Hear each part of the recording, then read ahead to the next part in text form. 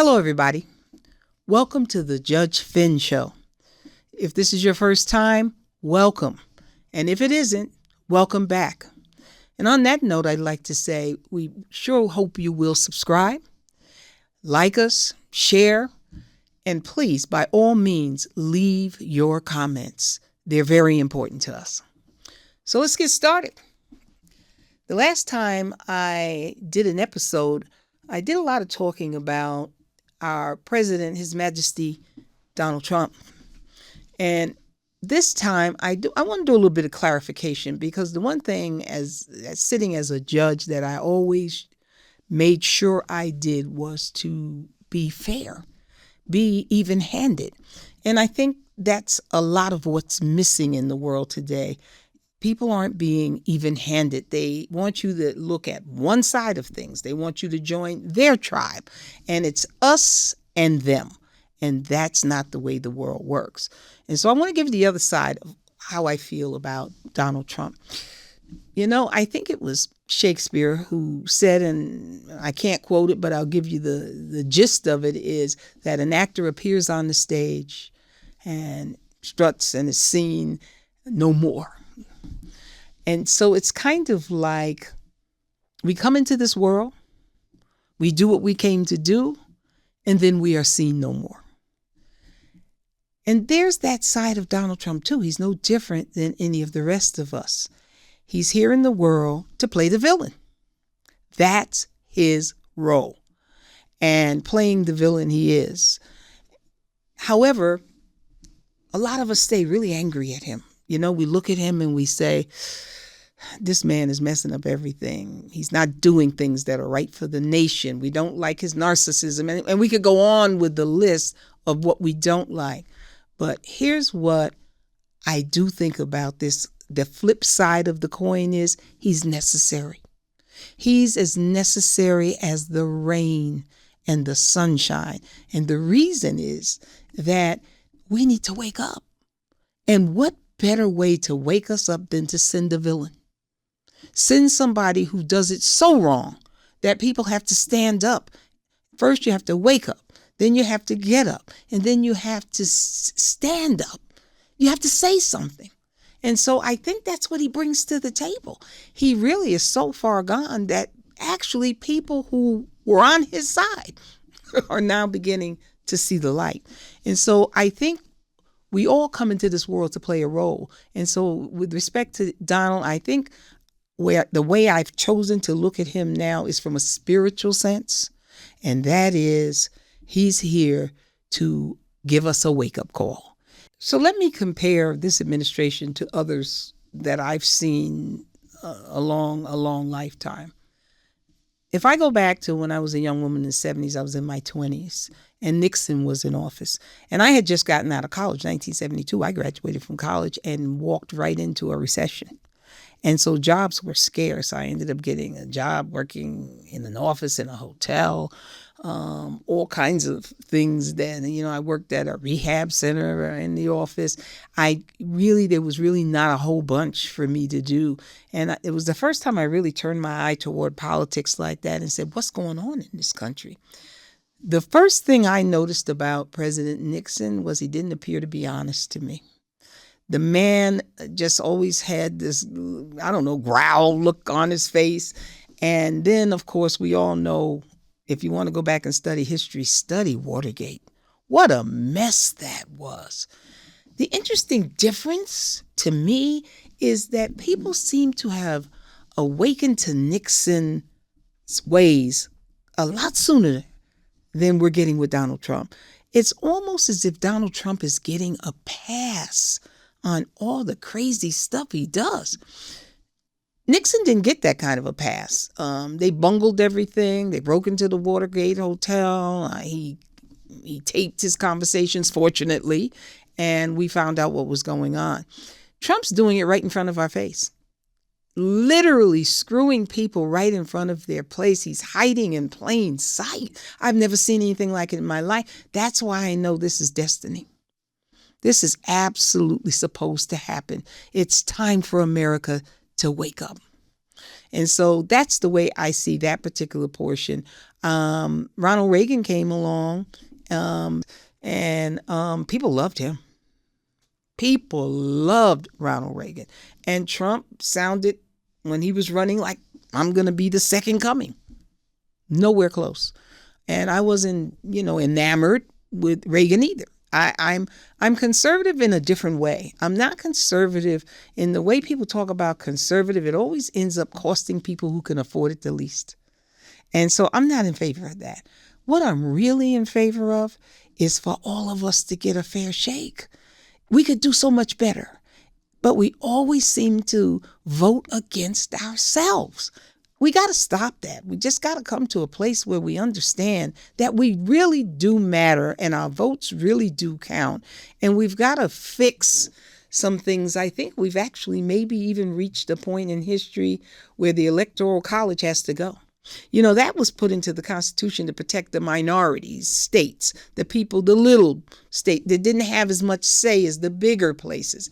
But now it's turned into, like a rat race. You go and you figure out how you can put together the most votes to get in, and anybody's getting in, and that's not cool. We've got to do much better about protecting our democracy, and I'll be preaching that till the day I leave. He just looks like such a fascist. You have to look at people. I'm sorry, but the truth is you got to look at Hitler. You've got to look at Franco. You've got to look at around the world right now. You got to look at Putin and Erdogan. All of these people, and there are many more. I don't need to name them all. There's a certain type of behavior that happens over and over in the world. And it goes the same way. First, you demonize the press. You shut them down. You make fun of people. You belittle people because you want people to stop listening to them and listen only to you. You make statements like, only I can solve it. You make promises that you do not keep. And when people stand up against you, you knock them down. You belittle them. You jail them. I just read this morning about the Trump administration searching the home of one of his former cabinet members.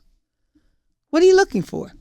Nothing. I just put it in the paper that your home's being searched. Makes you look guilty to some people right away. As soon as they've heard that they're looking into you, you look guilty. That's the kind of stuff that strongmen do. That is fascist behavior. It doesn't belong in the United States of America. Not at all. It is time for everybody in this country to really ask yourself, what kind of country do you want to wake up in tomorrow? See, we always assume that it's going to happen to someone else. I got news for you folks. It's happening to you right now. Every time I look at my phone or turn on the television, the first thing I hear is he's done something else. I'm going to New York. I'm going to take over there. I'm going to go to a city, any city that where he thinks there are marginalized people or what people call minorities in charge. And by the way, at some point I got to have a talk about that term minority, because people of color are not minorities in the world. We are the majority. And that's part of what the problem is. There's been a deliberate attempt in history to erase us, to erase the facts as they stand, and to make everyone live under it seems a European culture. You can't do that anymore. It is just too late for that. You've got to understand that the populations, the way they have grown, that people of color are the majority in the world, and the United States is going to have to come to grips with that. At some point soon, are going to be the majority in the United States. And so all these moves that I see people making, they're making these moves to kind of quell that. Absolutely. It is clear what is going on. If you're watching, if you're looking, if you're listening, pay attention to what's going on around you, because your day is coming. I don't want to discuss this as if things only happen to who we consider to be people of color. I remember when I was in law school, I read an article, And it was talking about people living in tenement houses, and the laundry was hanging out the window, and the place was dirty, and it was crowded. And as I read the article, I thought they were talking about Chicago or New York City. No, they were talking about Buffalo way back when the Italians first began to come there. You see, this has happened to everyone in America. It's happened to the Irish. It's happened to the Italians. But there's a long strand that is not broken of it happening to particularly Black and brown people. And that has to do with a history in this country of trying to whitewash it, trying to make it a European culture and making everyone else disappear. You can't do that. It's not happening anymore. There are too many people here for that. And you can't just kind of take the white race and cordon them off somewhere and say, we're not having anything to do with you. That's not going to work out well. But you have people, what's so important to me is you have people who play on this. And Trump is a master manipulator. That's the other part of him I got to say. He's extremely talented when it comes to manipulating people, getting people to do what he wants them to do. Now, you know where he would have done well? Advertising. He would have been a marvel. But not to run our government, not to try to make billionaires the people who get the most in this country. This country has millions and millions of people who depend every day on their government to give them a fair shake. And lately, that's not happening. It's just not happening. Donald Trump is a phenomenal advertiser. Always has been. In New York City, he branded everything with his name. As a note, they've taken his name off of a lot of those buildings in New York. You go down the West Side Highway, and you can see all of those buildings you used to see Trump. When you got to like the 60s, 70s, gone. They wanted his name off. But he was master at that. And the gold, everything had to be gold. And I understand there's a lot of that in the White House now. And he's building a ballroom in the White House. All of this stuff is for salesmanship. This is to make things look a particular way. He's not the first person in history that's done that, to make things look a particular way. But the problem we have here now in history is we should be past that as far as I'm concerned. We should not be marginalizing people still and using people to get a whole different agenda across in America. And you lie to them and tell them you're going to do A, B, C, D. And then when it all comes out in the wash, you've done nothing for them. You've done everything for people who already have. It's just not the proper way to handle government. One of the things that I was able to observe over 20 years in the courtroom is the behavior that I want to call deceitful behavior. Not everyone. There were people who came in that courtroom, told you the absolute truth. Some people broke down and cried, say, I did it before you even. I said, no, you can't do that. You have to, I'm going to give you a not guilty plea. And then the prosecutor's going to have to prove you guilty. I'm not going to accept that from you at this point. So some people were just like that. But there were other people who knew the game. It was a game to them. It was the way they had to live their life, really. And they call it the game. And what that means is you have to be able to get through the matrix any way you can. And so let me just for a second describe the matrix, because people have to understand when I talk about the matrix exactly what I'm talking about. I'm talking about all forms of government.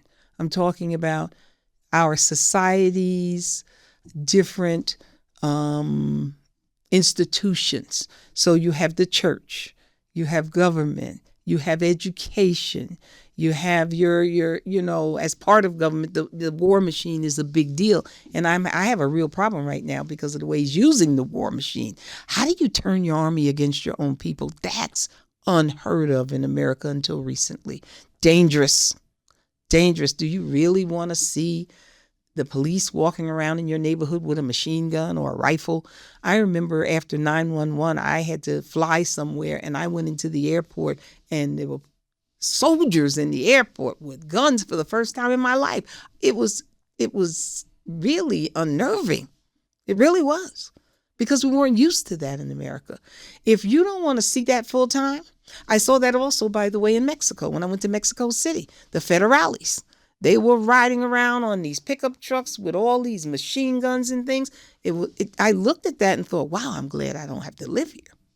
Beautiful city, Mexico City. But the presence of all of those machine guns and those instruments of war in your everyday life, who wants that? And so that's what we have going on now. This is what this man is setting us up for. We've got to do something about that. So let me get back to the matrix. So I told you about all these institutions in the matrix. The church is, an instrument as far as I'm concerned. The church is absolutely an instrument of control. I don't care about going to church. I care about being the spiritual being that I came into the world to be. I don't care about going on Sunday and sitting there and showing everyone how holy I am and then going back out the whole week and treating people like shit. I'm not doing that. I would much rather do the thing that I've already told you, but I'll repeat it again, that being religious is sitting in church thinking about fishing, and being spiritual is sitting on the fishing bank thinking about God. That's the way I want to live my life. And so all these institutions have this thing about controlling us. And that goes for government too. This is all about control. We go to the educational system. What was it first established for? People had to go to work in the factories and fields, wherever they were working when they first started educating children. It was to get them somewhere where their parents could go and work. And we kept it that same old way for hundreds of years, as if we all were going to graduate from high school and go work in a factory. So from 2014 to 2024, I sat on the New York State Board of Regents. And for the last several years, I was the vice chancellor of that governing body. That is a policy-making board, the highest policy-making board in New York State for education. And so it's extremely important. And one of the first things we tried to do is bring the educational system up to date. So those are the kinds of things I'm talking about when I talk about the matrix. Every day people are trying to figure out how they're going to educate their kids. How am I going to make enough money to put food on the table? How am I going to either buy a home, if I can even afford, pay my rent or pay my mortgage, my taxes? Can I ever get a break, maybe to go away for a couple of days? That's the matrix. And if I can keep you bound up and thinking about those things all the time, instead of what I'm over here doing with your tax dollars, then I've won. So all this is the Trojan horse. That's what we're going through here. We have people who are coming and telling us lies and acting as if they want to help us through the matrix, acting as if they care about us and our families. But when you listen to everything they say and do, it's divisive. Let's just start from the beginning and go back to the tone. What's the tone in America? It's us and them. It's they are not us. They don't belong here.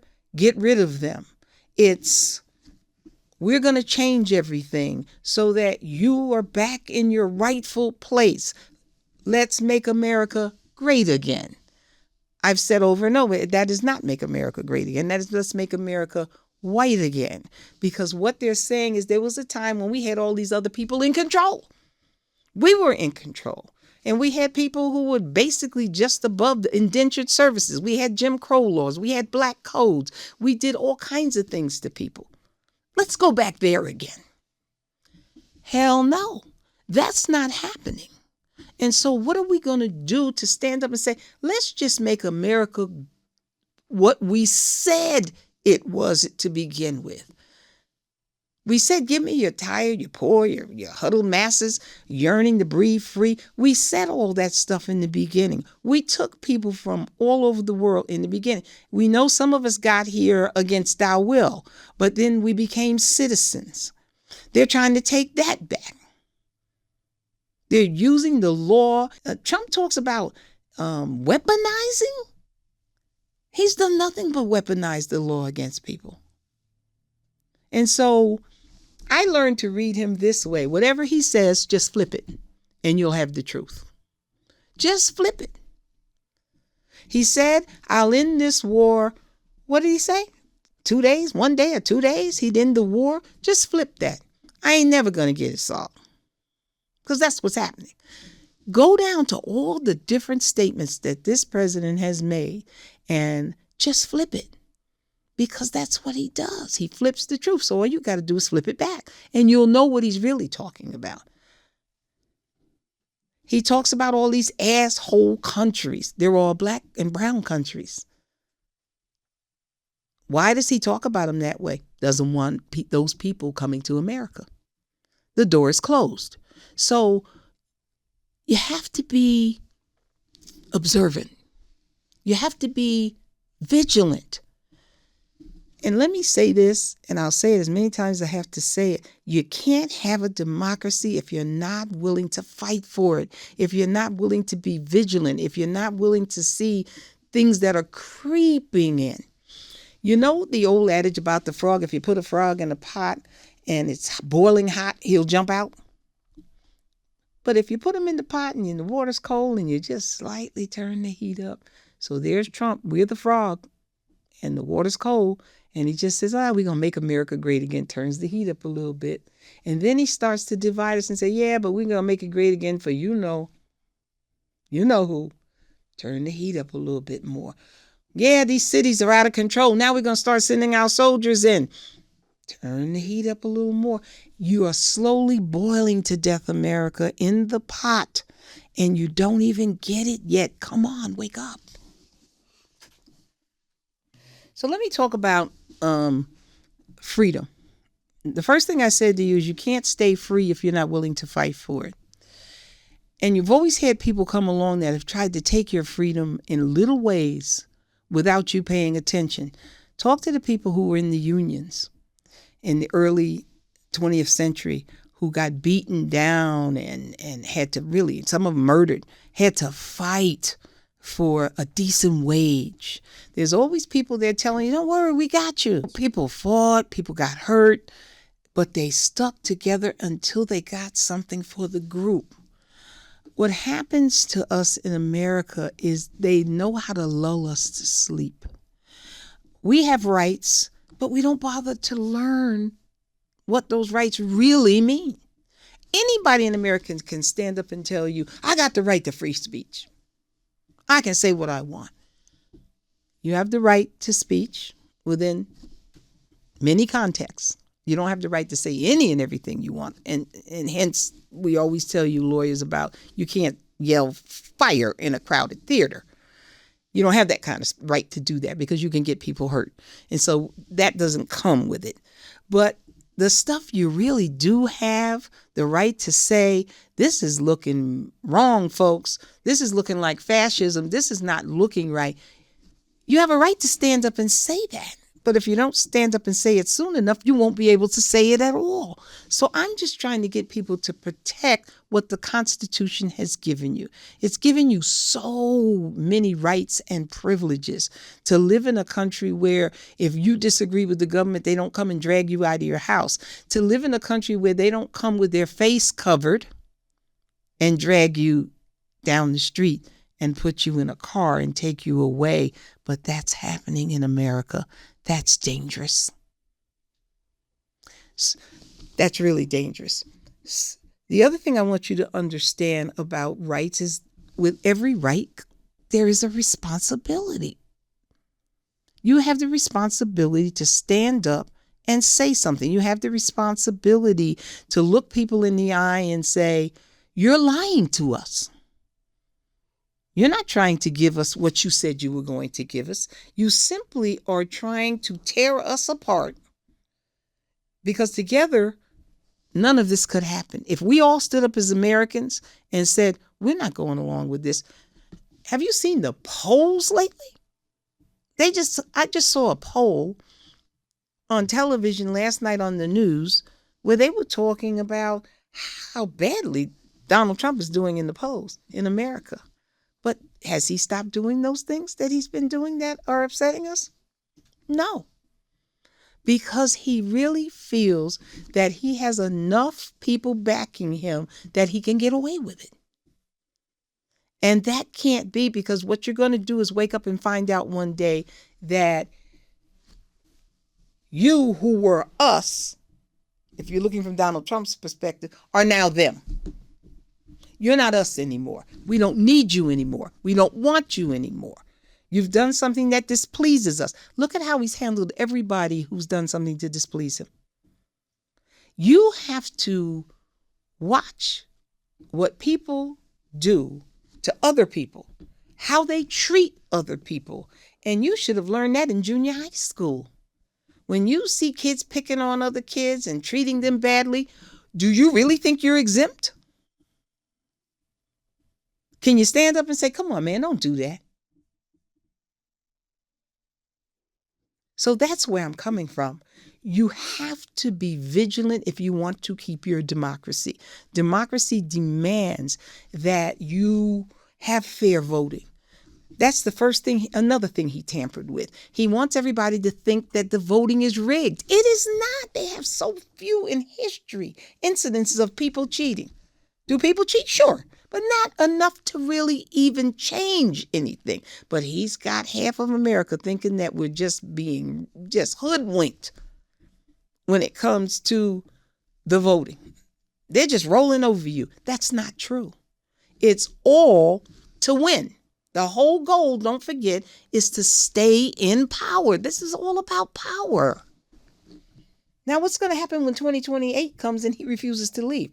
Well, let me think. I've got my soldiers already placed in Washington, D.C., so you're not going to be able to come and take me out of here.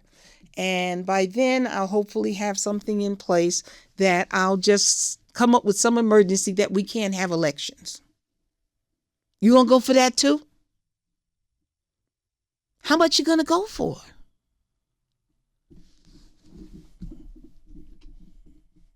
So sometimes people have said to me, oh, that can't happen. Soldiers are trained not to follow an unlawful order, and so are police. And the reason for that, let me just give you a quick constitutional lesson. Everything stems from the Constitution of the United States, and if it is not in accordance with the laws, rules, and regulations of the Constitution, if it's not in conformity with the Constitution, it's a nullity. It's null and void. You don't have to listen to it. And so that's why soldiers are trained that way. That's why police officers are trained that way. I think that this man is counting on them not going along with the Constitution, but going along with him. I honestly believe he's counting on that. And what he's going to do is to keep using them and get them used to following his orders, get them used to doing things that are on the edge, that people have them in court right now for having those people in D.C. And those people have families. Those people have a mother and a sister and a brother who could be caught up in this stuff. They don't want to go in. They don't want to. I can't believe they want to be there. They want to be home with their families.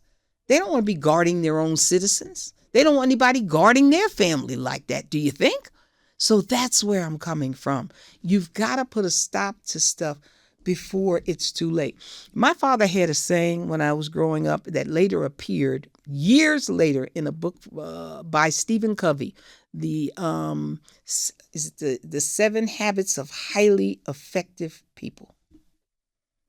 And the first one was start with the end in mind.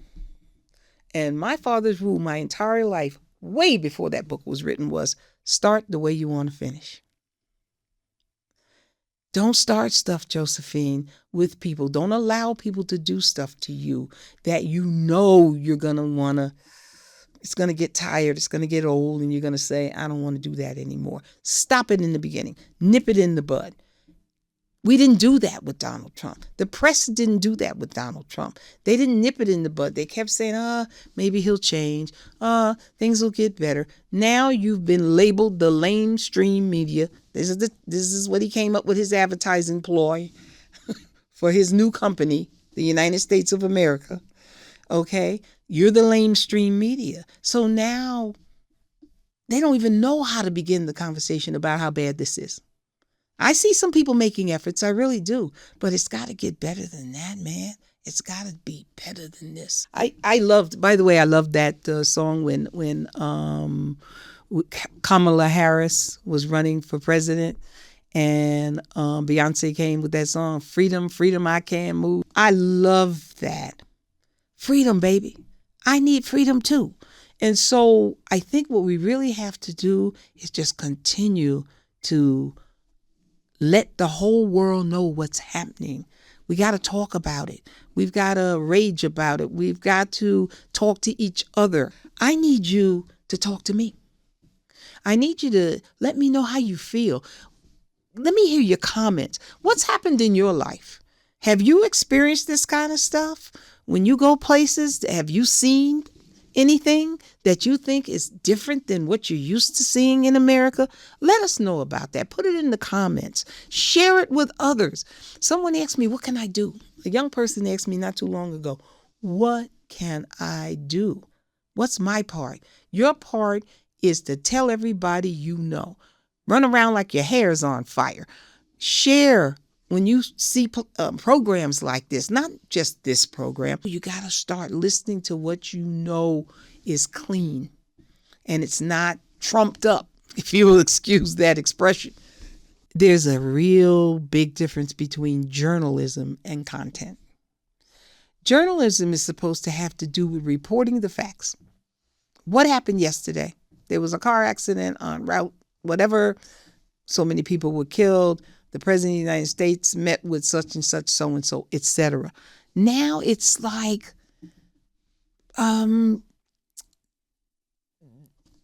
content-driven. Everything is reality TV. The president of the United States is reality TV. Stop it. We're accepting things that we should not accept. The president of the United States does not call people names. My whole life, I never heard a president get up and say, oh, you're an idiot. Who does this? Donald Trump. The president of the United States does not try purposely to divide all of us. Who does this? I've seen other presidents do this. He's not alone on that. I told you the story of George Bush when he did the Willie Horton thing. If you listen to one of my episodes, you'll hear me talking about he ran against a man named Dukakis, and Dukakis had freed a man named Willie Horton who went out and raped and killed a white female. I don't have to tell you how that looked and what happened in America and how Dukakis lost that election. We race bait all the time. We scare people all the time to win power. It's not right. And we've got to do something about it. You just got to fight it out. There are all kinds of tricks being played out there. There are people out there who are pretending to be black, saying all kinds of terrible things about white people and vice versa. There are people that put bots out there and have them doing all kinds of things. You got to get past that. You got to do your own thing. Talk to people who are putting out content like this, who are trying to tell you the truth. Talk to us, but don't just talk to us. Listen to people and try to get the timbre of what they're saying. Does it sound malicious? Does it sound mean-spirited? Then that's probably not going to give you much of the truth and much of what you're looking for. Does it sound honest? Does it sound like they're really trying to just have a discourse on what's really going on out here? Then you might want to listen to that. You might want to tell someone else to look at it and see if they agree with you or disagree with you. Talk about it. So that's why we're asking you to comment. We're asking you to share and send this to your mama, your auntie, your cousin, your sister, your brother. Send it to somebody and say, what do you think of this new program? If this is not for you, I'm good with it. Give me your comments. That's really important to us. I'll tell you, what I'm not looking for is for you to just, bullshit me or talk shit about me. I don't care about stuff like that. You can do that if you want to, but I'm not looking for that. I'm not looking to make a scene. I'm looking to tell the truth. So get in touch with us and let us know what you really think. If you have ideas, let us know what you think can be done. Maybe that we haven't mentioned, and we'll put that out there. But Try to find the places and the people who are telling you what rings true in your own spirit. And if don't be a person who has that confirmation bias. Don't do that. Confirmation bias where you just want people to tell you what you already think. You don't need me to tell you what you already think. You need me to talk to you about where we can make a difference in the world. How can we make it better? That's what we need to talk about. We're going to be in touch with you all the time that we can. So stay in touch with us. Give us your likes if you like it. If you don't, tell us why. And please subscribe. You have a wonderful day. Come see about me.